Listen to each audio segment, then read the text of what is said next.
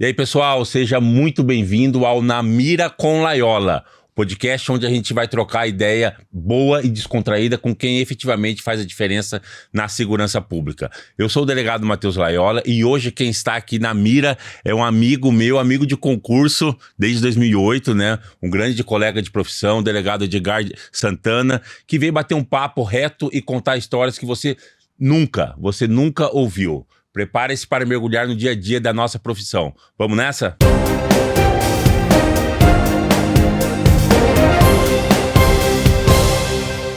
Ô, meu amigo Edgar, obrigado por aceitar esse convite. E para começar, quem é o delegado Edgar Santana?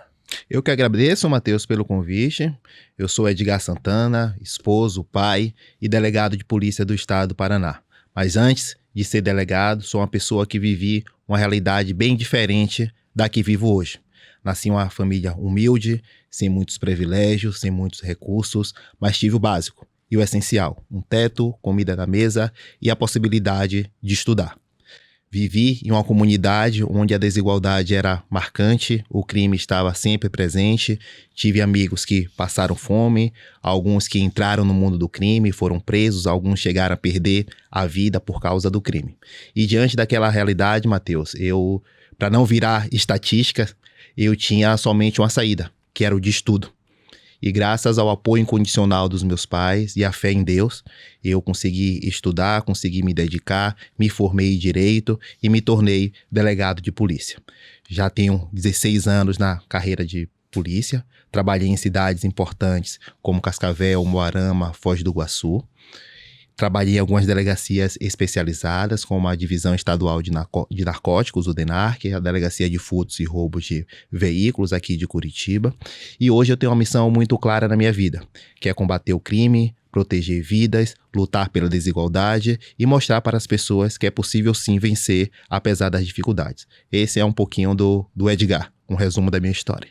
Sensacional, cara. Parabéns, parabéns. E Edgar, eu vou contar um caso aqui que aconteceu comigo e depois eu vou jogar a bola para você, né? Quando eu assumi a Delegacia do Meio Ambiente, a gente foi numa ocorrência logo no início e a gente não esperava, a denúncia era de que havia uma cobra de maneira não legal numa residência e a gente foi no local lá. Você sabe, saiu a portaria de transferência, né? Não tem essa, vamos fazer uma capacitação, agora os policiais vão passar por um intensivo, não, sai a portaria de transferência, vai lá e assume e se vira, não é assim que funciona? Se vira nos 30. Sim. Aí a gente chegou lá, quando a gente estava dentro da residência da pessoa, começou a sair, cara, de um guarda-roupa, em cima do guarda-roupa uma cobra, uma piton, de aproximadamente 6 metros de comprimento. Então a gente tem as imagens aí, depois eu vou pedir para jogar. Cara, um desespero só, a gente não sabia o que fazia. Aí a gente fechou a porta ali, falou, cara, o Estado não deu capacitação para nós, não deu equipamento para nós, né?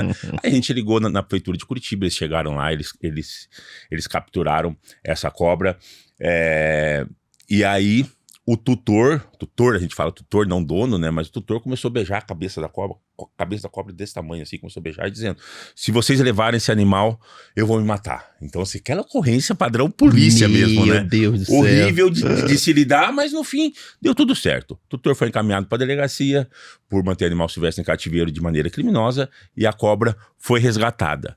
No teu caso, qual o caso mais estranho, mais bizarro que você atendeu aí ao longo dos seus 16 anos de polícia?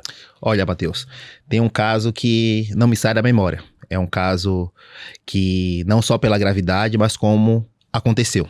Eu trabalhava em uma determinada cidade. Naquele dia recebi a informação que uma criança estava desaparecida. Chamei a mãe para conversar e durante a conversa com a mãe a gente conseguiu perceber diversas contradições. Sabe quando a história não bate? Sim. Exatamente. E depois de 2 horas de conversa, ela terminou confessando que tinha matado a própria filha e enterrado em um matagal. E a história não termina por aí. A gente continuou com as investigações ainda durante a conversa. Ela falou que a criança era submetida a uma espécie de seita, passava por um procedimento de purificação. E dentro desse procedimento de purificação, a criança em um dos momentos não resistiu e terminou falecendo. E ela enterrou a criança nesse matagal. Ainda naquela noite, a gente foi até esse matagal, realizou buscas no sentido de localizar a criança, e terminamos encontrando na manhã do dia seguinte. Ou seja, essa mulher ainda tinha uma outra filha, e graças ao trabalho que foi feito pela polícia, a gente conseguiu evitar que essa filha também passasse por esse procedimento de purificação e que poderia causar mais uma vez algum tipo de tragédia. Então, essa é uma história que me marcou bastante. A mãe foi presa em flagrante no dia e o procedimento tramitou, e graças ao trabalho da polícia a gente conseguiu evitar uma tragédia futura. Isso daí é coisa que a gente pode colocar para baixo uma biblioteca de direito penal, de direito processual penal. A gente não encontra isso, né? Não tem resposta, né? Parece história de filme, né? Sim, sim, sim. Mas, infelizmente, aconteceu. E assim, eu vou falar de casos mais importantes. Vamos falar... Eu sei que é difícil a gente elencar quais são os casos, colocar numa playlist ali, né? Número 1, número 2, número 3, né? Mas um dos casos que eu atendi lá, que eu presidi a investigação lá na Delegacia do Meio Ambiente, foi um caso de rinha de pitbulls. Um caso que até então não tinha sido noticiado do jeito que a gente noticiou, com imagens em flagrante. Nós fizemos uma investigação gigante e a gente saiu daqui de Curitiba, a gente foi até a cidade de Mariporã, no estado de São Paulo, e a gente conseguiu flagrar lá 40 pessoas praticando rinha de pitbulls, pessoas do mundo inteiro. E era um show de horror, o cachorro que morria, eles assavam para comer, as cenas assim foram horríveis, e a gente prendeu o médico veterinário, a gente prendeu o médico policial. Sensacional. Tinha um ambulatório lá que foi feito ali de maneira amadora para o animal que não morria na hora ali, tentava recuperar para voltar a brigar, enfim, a gente conseguiu prender essas pessoas, a gente conseguiu resgatar os animais, então esse caso acabou marcando muito o meu dia a dia ali na Delegacia do Meio Ambiente. E para você, qual caso que você atendeu que, na sua opinião, foi um caso de maior repercussão, Edgar? Tem vários, né? Como você bem mencionou agora há pouco, né? Mas um que aconteceu recentemente, foi agora no final de 2024. Houve um sinistro de trânsito, um acidente de trânsito, um caminhão bateu no fundo de uma van. Nessa van havia 10 pessoas, 9 pessoas morreram. Entre elas, 8 atletas que faziam parte de um projeto Remar para o Futuro, estavam vindo de uma competição em São Paulo, inclusive a equipe ganhou diversas medalhas, e a gente foi acionado para comparecer ao local. Quando chegamos no local, uma verdadeira cena de guerra, porque o caminhão que colidiu com essa van tinha um container em cima do caminhão, e o container caiu em cima da van. Meu Deus. Então, praticamente, os corpos ali foram todos esmagados, né? A gente, durante a investigação, conseguimos apurar que o caminhão estava em condições precárias, praticamente sem freios, e o motorista não tinha qualquer habilidade para dirigir o veículo, ou seja, cometeu uma série de irregularidades, tudo errado. Tudo certo para dar errado. Sim. E no final tivemos essa tragédia.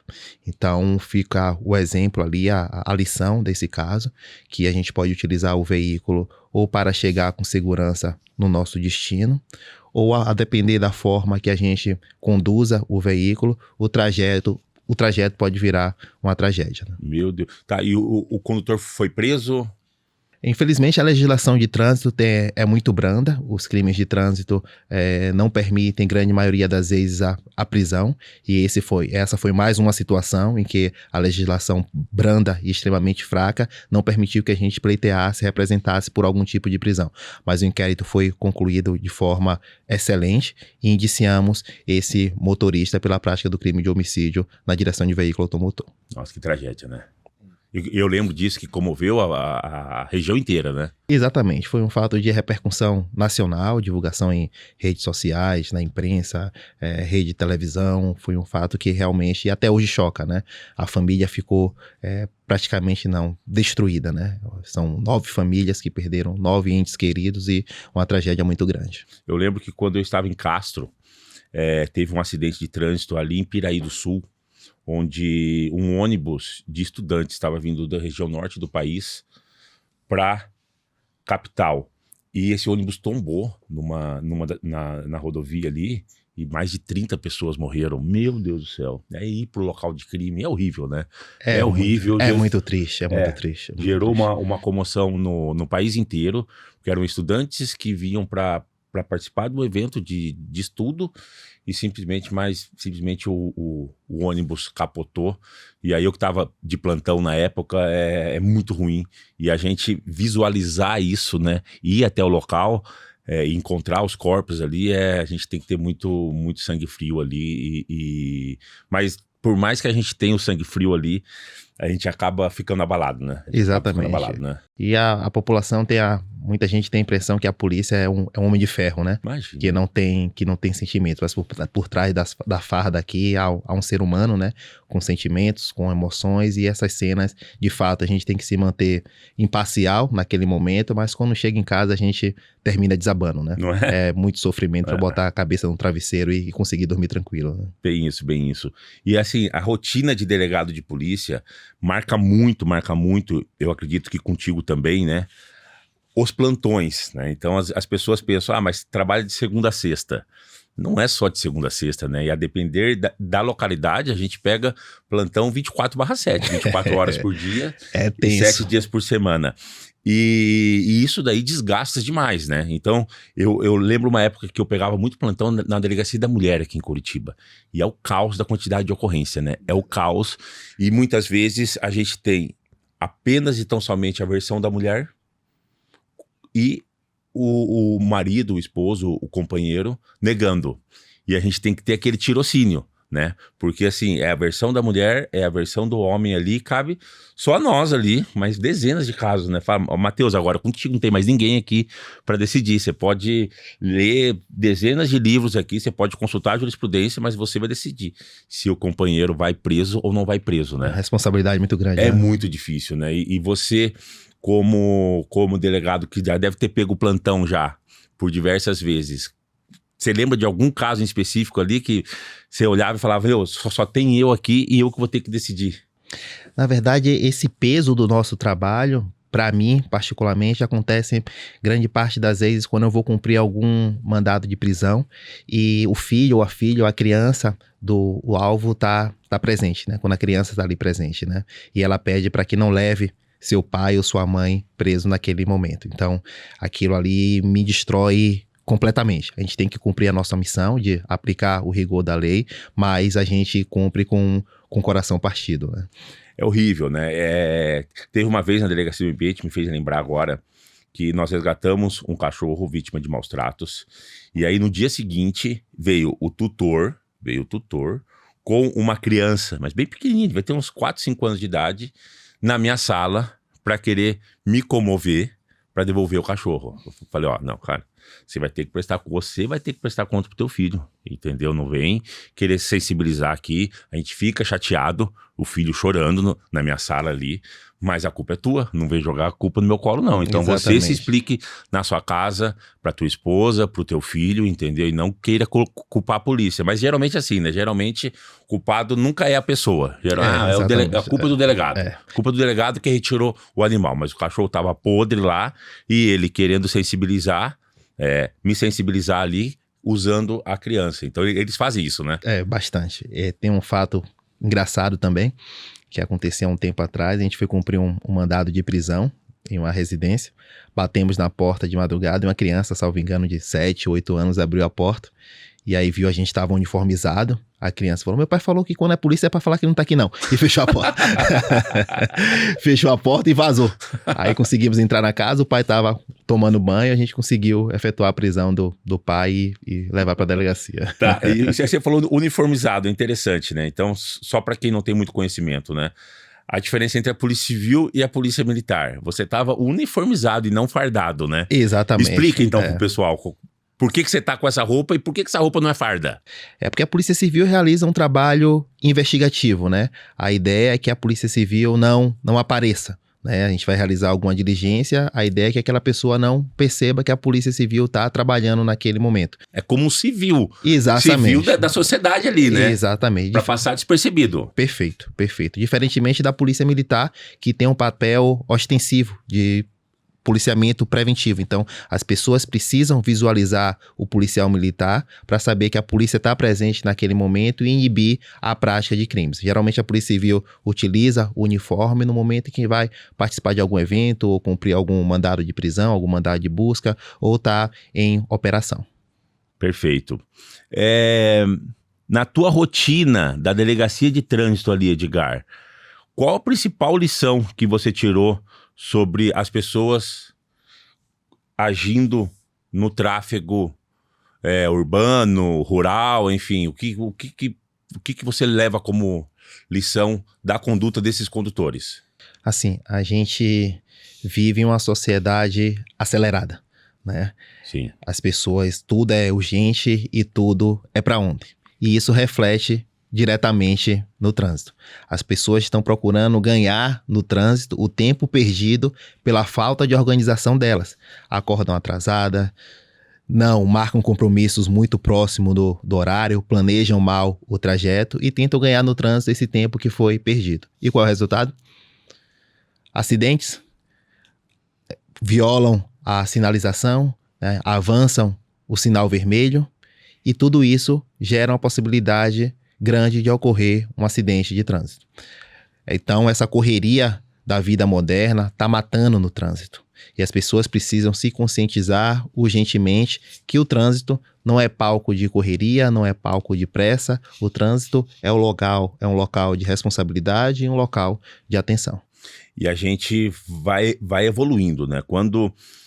Acredito que tenha sido na década de 90, teve que vir uma lei para obrigar o condutor a usar cinto de segurança, né? E aí todo mundo, mas eu não vou usar, é um absurdo, sou eu, minha vida, eu faço o que eu quiser com ela, mas não é só a vida dela, né? É a vida do passageiro, é a vida do pedestre, é a vida do outro condutor ali, das outras pessoas, né? Então, assim, depois de muito tempo, se tornou automático a gente sentar no veículo e colocar o cinto. Tanto é que provavelmente o teu carro e as pessoas que estão assistindo, os veículos das pessoas que estão assistindo, se você não colocar o cinto, não para de apitar. Exatamente. É questão de segurança, né? Então a gente vai evoluindo. Hoje, pelo menos eu digo por mim, a minha rotina, eu vou sair de noite e vou no restaurante. Provavelmente eu vou tomar o meu vinho que eu gosto. Eu nem vou com o meu veículo, eu vou de Uber.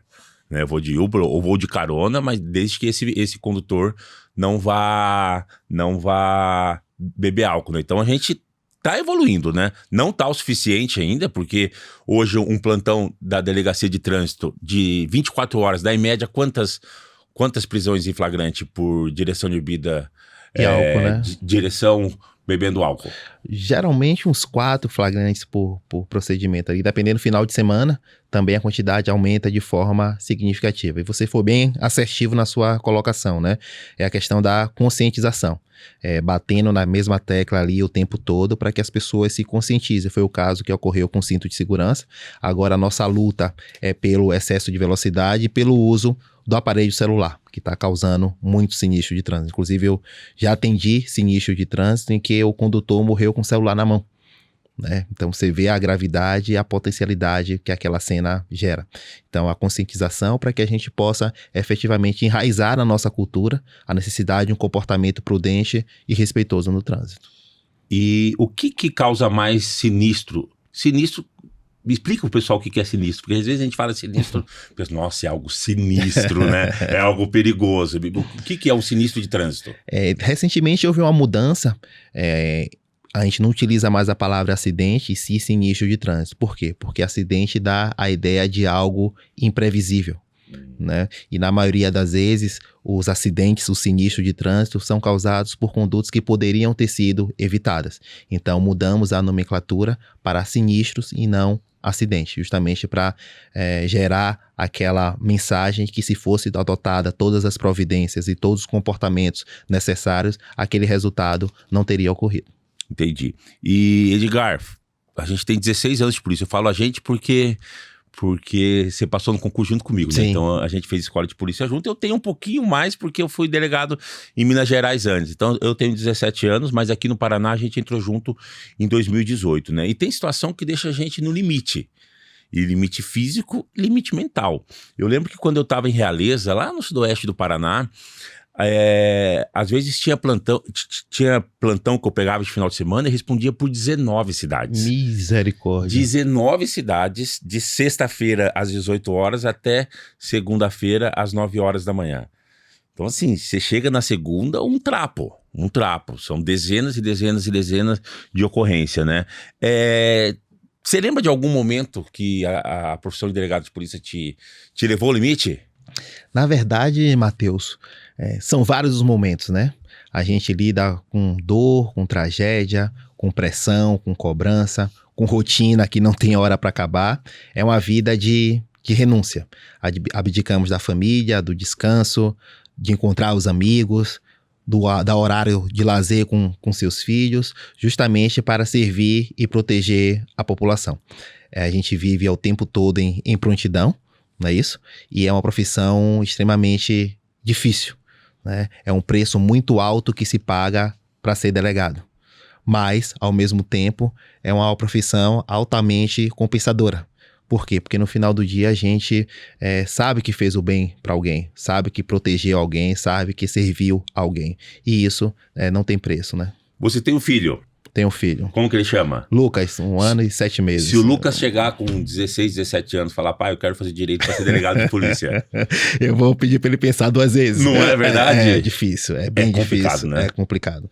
É muita abdicação para servir e proteger a população. E a gente termina deixando muita coisa importante na nossa vida de lado, justamente para cumprir a nossa missão. Eu estava um pouquinho antes aqui, a gente estava falando, tem situação que tá a palavra da vítima, a palavra do autor e o delegado de polícia, né?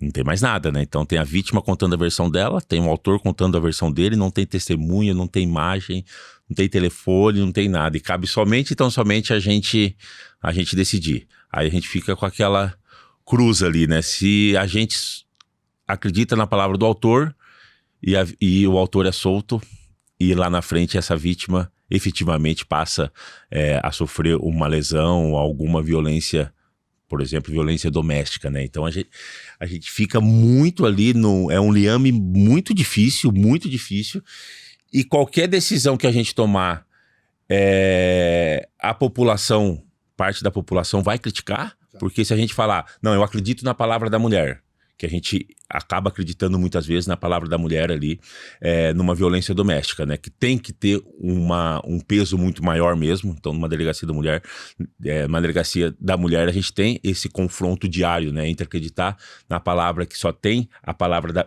da vítima e a palavra do conduzido. Então, isso aí a gente sabe que a palavra da vítima tem um valor muito maior, né? E aí, se a gente acredita na palavra da vítima e coloca o cara sem dever, né? Ou se a gente acredita na palavra do autor, do suspeito ali, e a gente acaba soltando um autor que efetivamente deveria ficar preso. Então, são decisões muito difíceis. E que tem que ser tomada na hora, né? Tem que ser tomada na hora, não tem, eu posso ligar pra você e falar, Edgar, tô com uma situação aqui, me ajude a resolver. Você vai falar, Matheus, é só tua cabeça pra decidir. Você acreditar nos sinais ali, da vítima, nos sinais da conduta, da versão do autor. Sim. A gente tem, né? A gente fez cursos, né? De linguagem corporal. Provavelmente a gente vai saber se a pessoa tá mentindo ou não tá mentindo, mas nós não temos uma bola de cristal para ter 100% de certeza, né? E a possibilidade de errar existe, ainda que mínima, mas existe, e depois a gente vai ser julgado pela sociedade. Exatamente. Então é muito difícil, né? É uma profissão que exige controle emocional, exige coragem para poder tomar esse tipo de decisão e, acima de tudo, vocação, né? Então é uma carga de responsabilidade muito grande que fica nas nossas costas, porque a gente vai estar decidindo ali o futuro de uma pessoa. Sim, então, sim. E mexendo com aquilo que o ser humano tem de mais importante depois da vida, que é o direito de locomoção, né? De ir, vir e ficar. É você que vai decidir se o cidadão vai ficar preso ou se ele vai ser solto naquele momento, né? Eu fui numa ocorrência, agora eu lembrei, que tinha um cachorro morto. Ele estava na corrente ainda, perto da casinha ali. E quando nós chegamos na casa, devia ser umas 11 horas da manhã, a gente bateu palma, saiu o casal ali e o cachorro morto. O casal não tinha nem visto que o cachorro estava morto. E aí a gente entrou na residência e tal, e eu comecei a questionar, falei, tá, mas é 11 horas da manhã, vocês não viram que o cachorro morreu? O cachorro tava pele e osso, pele e osso. Essa mulher começou a discutir comigo, e aí veio o controle emocional, né? Ela falou assim, não, eu vou pegar uma água ali na cozinha. E ela foi. Nunca ela voltou com um copo na mão, um copo de vidro na mão, pra jogar em mim. Imagina a dor de cabeça que dá na ocorrência. Você sabe disso, né? Sim. Aquela gritaria, e ela falando que ela tomava um monte de remédio, e a gente tentando conter, porque se pega um copo de vidro ali, às vezes, né? Meu Deus do céu, rasga. O estrago é muito rasga a grande. gente, né? E aí depois que ela não conseguiu me agredir, ela disse que ela era cardíaca e tomava um monte de remédio que eu não podia levar presa. E aí se joga no chão, e aí começa a falar que a polícia tá agredindo ela, e aí a gente tem que ter um monte de testemunha ali dizendo o contrário, e aí tem que chamar o SAMU, às vezes tem que chamar o SAMU ali.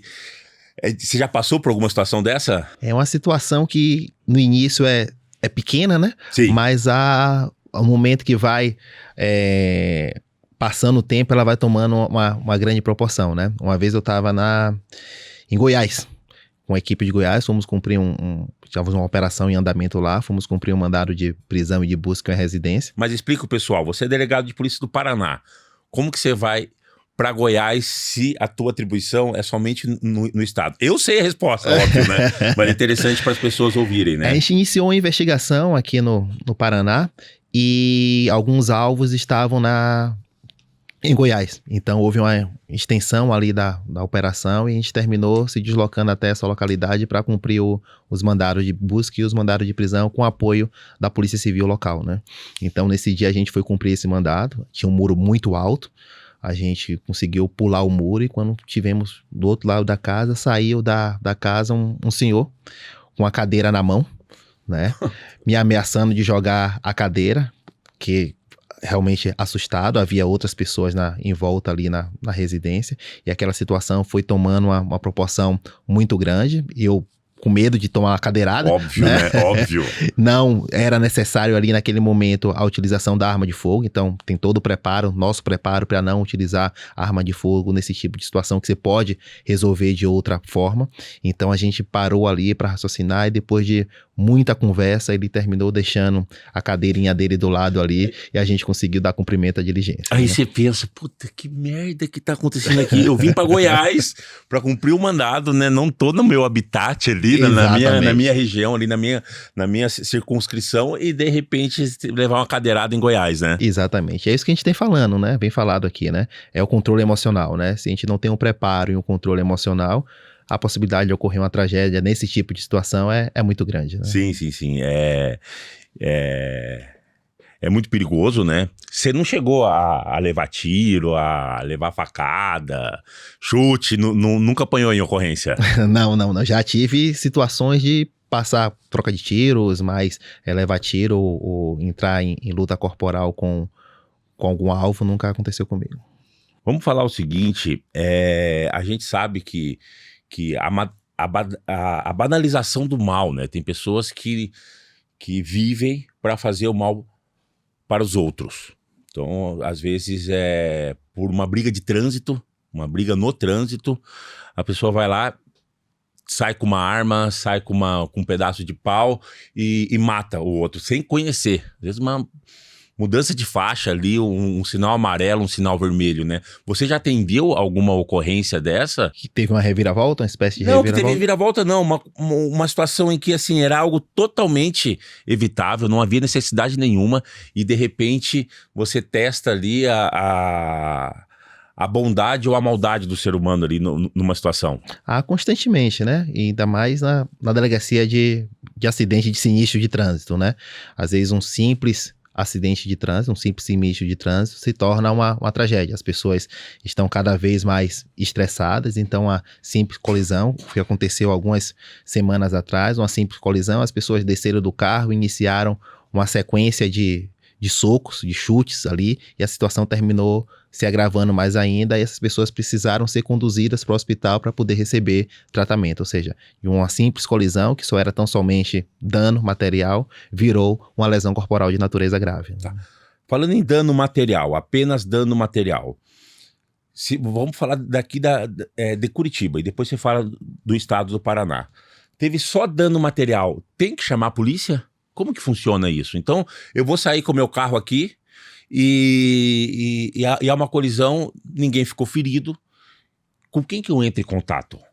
Nesse tipo de situação de dano, tão somente dano material, não há crime. Ou seja, a pessoa não responde criminalmente, mas ela pode ser responsável pelo pagamento de uma indenização pelos danos que foram causados. Nesse tipo de situação, a gente aconselha a registrar um BATEU, né, junto com a Polícia Militar. O que é esse BATEU? Explica. É o Boletim de Acidentes de Trânsito. Você vai lá na Polícia Militar e registra todo o fato que ocorreu, o dia, horário, local, a descrição do fato, se tinha testemunhas ou se não tinha testemunhas, e com esse documento você consegue ingressar no juizado especial, tendo em vista o valor da causa não ultrapassar o limite de 60 salários mínimos, você consegue pleitear uma indenização pelos danos materiais sofridos, caso a outra parte não se manifeste para fazer o pagamento. E esse BATEU você consegue fazer pela internet ou tem que ser fisicamente em algo da Polícia Militar? Pode fazer fisicamente ou através da internet, mas tem uma taxa que precisa ser paga.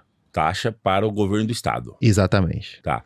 E aí você falou que não tem crime quando houve apenas dano. Mas vamos deixar claro que se houve um dano intencional, aí a conversa muda, né? Então se a pessoa chega e tem o objetivo de colidir com o outro veículo, aí é crime, tem que chamar a polícia na hora, o 90, vem a polícia ali e investiga, não é isso? Perfeito, Matheus. Quando a pessoa não tem intenção de se envolver e causar um dano no outro veículo, não tem crime, mas quando tá claro ali que a pessoa tem efetivamente a intenção de causar o resultado, que a gente chama no direito de dolo, aí sim ela responde criminalmente. É dolo e não dolo, né? Exatamente. Tem muita gente que fala que é dolo, né? Então dolo é se você teve a intenção ou assumiu o risco, né? Exatamente, perfeito.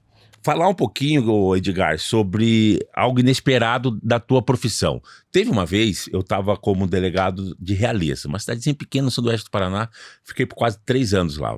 Fantástico ali o período que eu estive lá. A cada 3 meses eu vou para lá, adoro a população de lá, adoro as pessoas de lá. E, na época, nós que cuidávamos dos presos. Então a gente tinha que investigar, a gente tinha que prender, cuidar do preso e soltar o preso, né? Então você pegou essa realidade, hoje não tem mais... E alimentar o preso ainda, né? E alimentar o preso ainda, isso mesmo, né? Hoje não tem mais isso na Polícia Civil, né? Então um grande mérito do governador Ratinho Júnior, da Secretaria de Segurança Pública, do Dr. Silvio Rockenbach, né? Perfeito. Né? Do pessoal do DPI, né? E eu lembro que na época foi preso um casal por transporte de maconha. Então saíram de Foz do Iguaçu e indo para Santa Catarina. Era a rota ali, com muita maconha. E a gente prendeu e recolheu para o sistema penitenciário. Na verdade, o sistema penitenciário ali era a cadeia ali de Realeza, né? E era um casal e a mulher estava grávida. Então a gente fala de mula. Eles em si não eram os traficantes que adquiriram a droga para vender. Eles foram contratados para serem os transportadores dessa droga, né? E a gente tratou eles como tem que ser tratado mesmo, um preso, né? Então a gente tratou com os direitos que eles têm direitos e depois eles foram soltos por decisão judicial e a mulher estava grávida. Deu um tempo, na época ainda a gente usava o orelhão, tinha ainda o orelhão, né? E eu lembro que uma pessoa de Matinhos queria conversar comigo por telefone fixo da delegacia, né? Aí o plantonista falou, ô delegado, Matheus, tem uma pessoa de Matinhos que quer falar contigo. Eu falei, Matinhos? Eu tô aqui em Realeza, o que aconteceu, né? E aí, quem era na ligação era o marido que foi preso junto com a esposa que estava grávida, dizendo que o filho tinha nascido e o nome do filho era Matheus, de Matheus com TH, em minha homenagem. Eu falei, mas como que assim, homenagem, né? Como assim, né? Ele falou, eu falei, mas por que vocês deram o meu nome pro filho? Ele falou, não, porque a gente tem uma ideia que a polícia chega, prende e fica judiando dos presos ali, e você tratou a gente com extrema dignidade. Olha que bacana. Então, né, teve algum caso inesperado nesse tempo de carreira que você teve aí? Alguma coisa que chama atenção? Teve, mas é um pouco trágico, né? A gente tava na delegacia, né, durante o expediente, recebemos uma ligação do hospital, dizendo que tinha uma criança, salvo engano, tinha 4 anos, morta no hospital.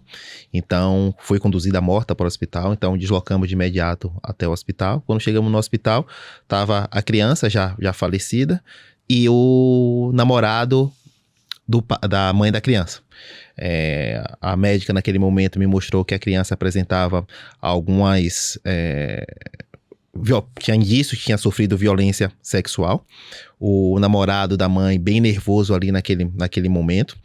Começamos a conversar com ele e ele falou que simplesmente não tinha percebido nada e que levou a criança no hospital. Quando chegou lá, a criança já estava morta e na sequência ele levou para o hospital tentando socorrer. Diante do nervosismo daquele namorado da mãe, levamos ele até a delegacia e depois de horas de conversa, na verdade ele não... Era um teatro dele, né? Na verdade, ele que teria praticado a violência sexual contra a criança e em virtude dessa violência sexual, a criança veio a óbito. Então, foi uma reviravolta muito grande. Aparentemente, ele estava ali no papel que estava ajudando e no final das contas, ele era o próprio autor do crime, né? Meu Deus, pesado, né? Exatamente. Isso leva uma lição pra gente, né? Toda investigação deve ser feita com cautela, né? Observando os mínimos detalhes e pra gente também não fazer nenhum tipo de julgamento precipitado, né? Chegar até o final, chegar até o limite ali para poder emitir uma conclusão. Vamos falar de satisfação, de alegria, né?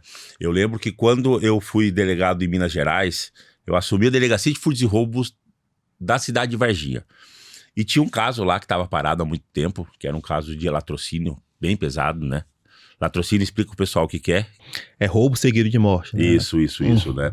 Então, eu era delegado da furtos e roubos da cidade, então tinha que investigar esse caso de latrocínio, que para uma delegacia de furtos e roubos é o caso mais grave, né? Então, quando eu fui chefe aqui na furtos e roubos, quando dava um caso de latrocínio, vamos parar tudo e vamos resolver, né? Porque além do dano, além da subtração patrimonial, a morte. E eu lembro que foi o meu primeiro caso assim, mais pesado, e a gente conseguiu elucidar o caso, estava parado há meses, e a família chegou para mim, a família da vítima, né? 4, 5 pessoas ali chorando, agradecendo por ter conseguido colocar atrás das grades e desvendar esse crime que até então estava em aberto. E eu sou meio chorão também, a gente acaba chorando junto também, verdade. A gente fica emocionado, né? Mas assim, você teve algum momento, acredito que sim, né? Mas uma alegria, uma satisfação pessoal aí no transcorrer dos seus quase 20 anos, está ficando velho já, né? Tá ficando velho, né? Algum momento de alegria que te marcou? Na verdade, a minha alegria na profissão é diária, né?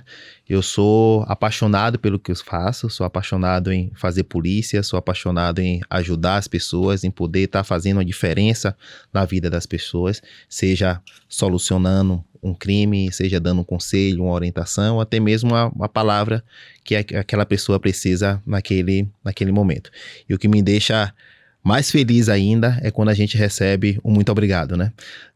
Mas não aquele muito obrigado automático, mas aquele muito obrigado de carinho, de gratidão. E isso que termina me impulsionando, me dando combustível para fazer o bem cada vez mais, para poder servir mais a população. A gente não pode curar a dor, né? Mas a gente garante que aquela dor não será ignorada, né? E é interessante a rotina de delegado, as pessoas pensam, eu vou ser delegado de polícia e vou presidir investigação. Sim, você vai fazer isso. Mas, além disso, vai fazer várias outras coisas, né? Exatamente. Você vai gerir equipe, que a gente sabe que é difícil, né? Gerir o recurso humano que a gente tem, né? Você vai ser gestor do prédio ali, né, que você vai reformar, você tem que manter o prédio funcionando, manter as viaturas funcionando, né? Então, assim, o atendimento à vítima, né? O atendimento à vítima humanizado, é muito né? importante, né? Muito importante. Eu lembro quando eu estava como delegado-chefe da Furtos e Roubos aqui do Paraná, eram mais ou menos 4.000 boletins de ocorrência por mês.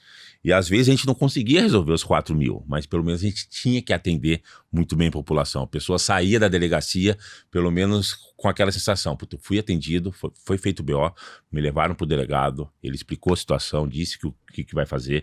Muitas vezes a gente dá uma água com açúcar para acalmar, né? Porque o que a pessoa tinha era o que levaram, então acabou com a vida da pessoa do ponto de vista material, né?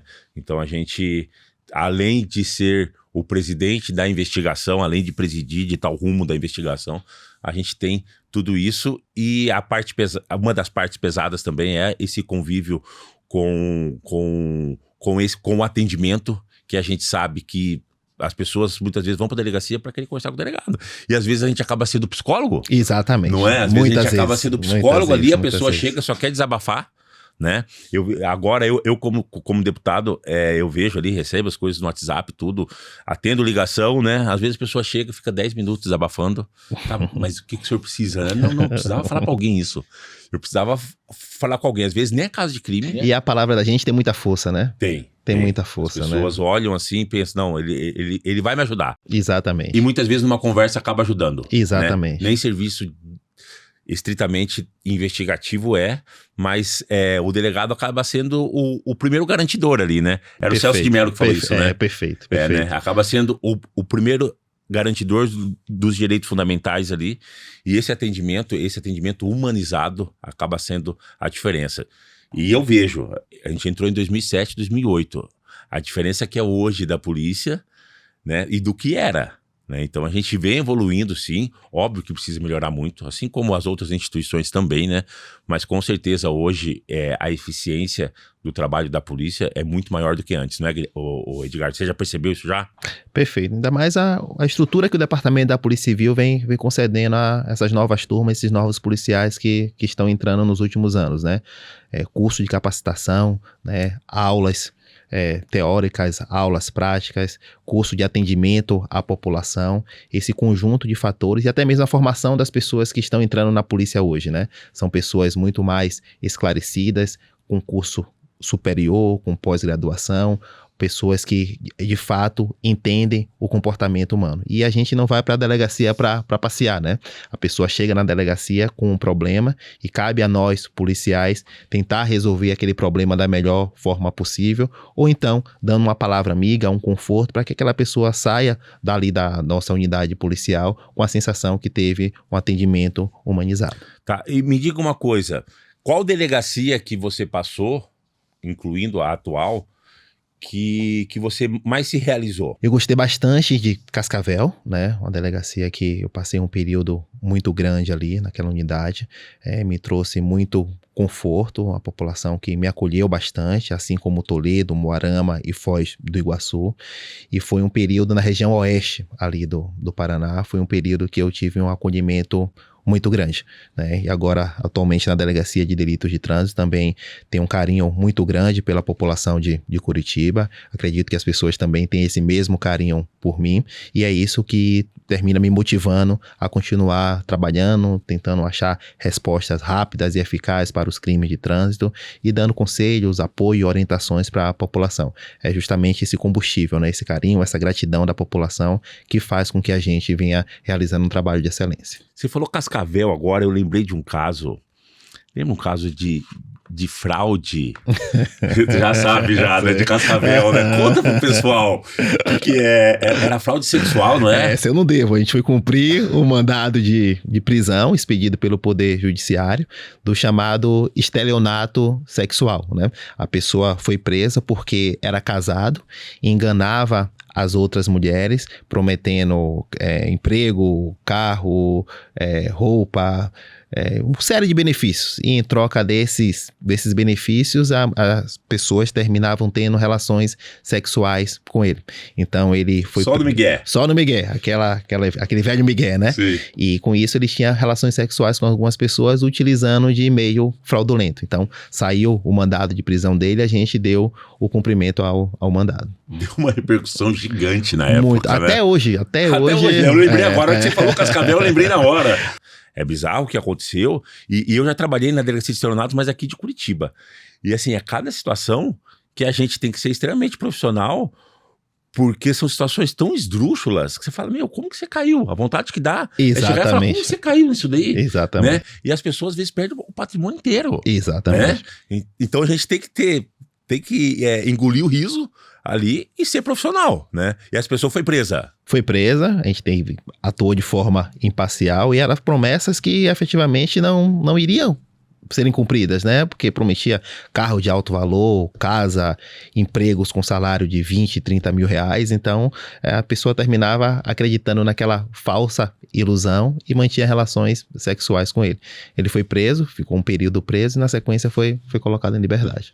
A gente falou de Cascavel, eu lembro quando eu estava em Toledo, eu presidi uma investigação que já estava em curso pelo excelente Dr. Júlio Reis, né, aposentado, né, foi chefe da Polícia Civil, secretário. Foi secretário, né, então ele fez teve uma carreira fantástica, e em Toledo eu peguei uma investigação que estava em curso dele, porque depois ele foi transferido, né, em que a pessoa dizia que tinha uma máquina de fazer dinheiro.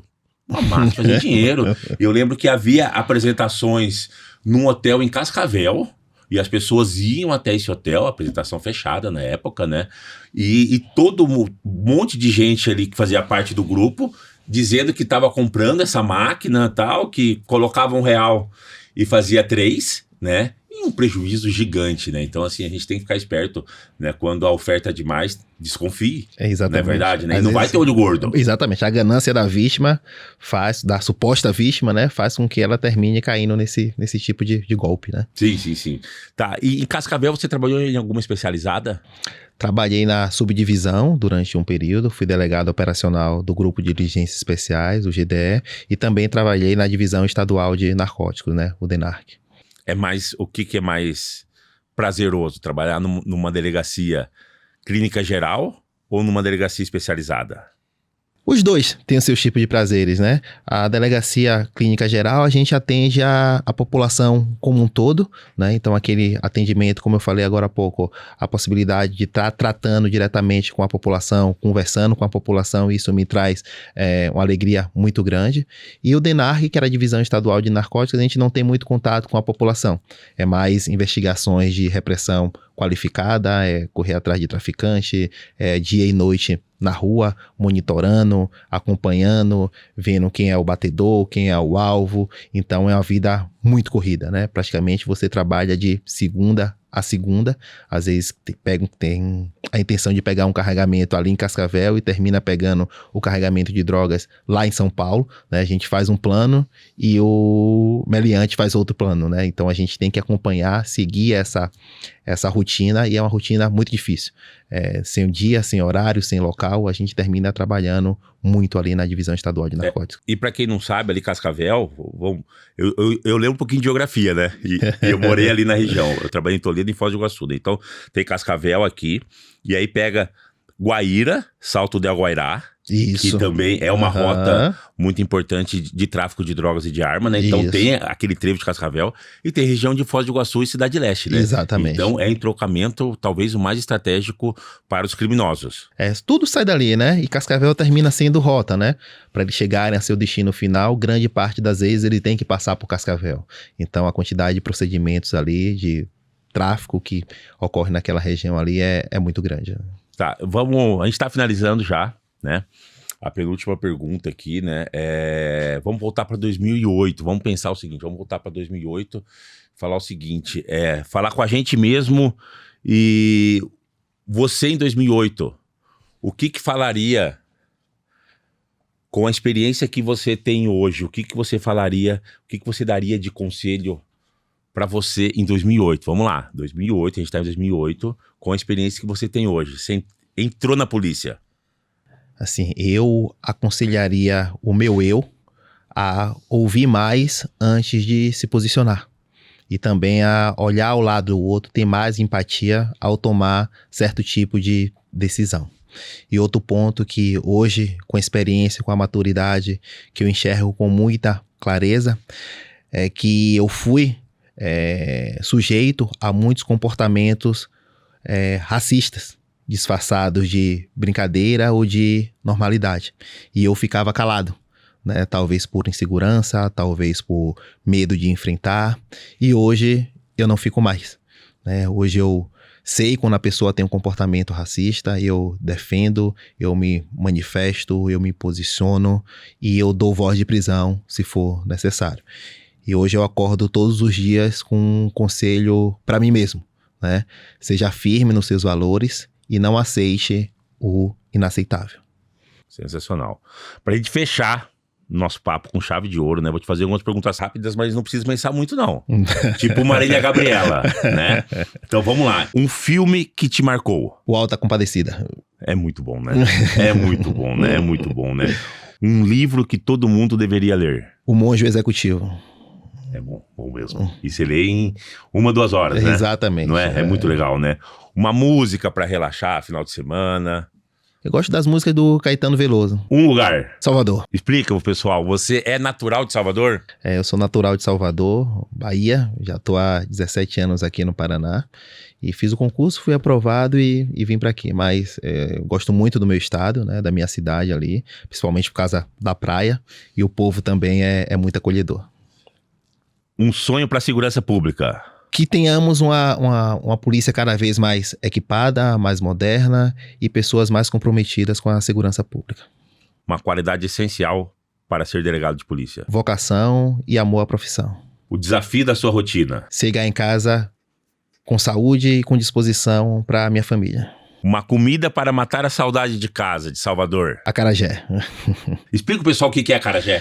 A gente que não sabe. Acarajé é um bolinho que dentro vem uma espécie de vatapá, que é feito com pão, né?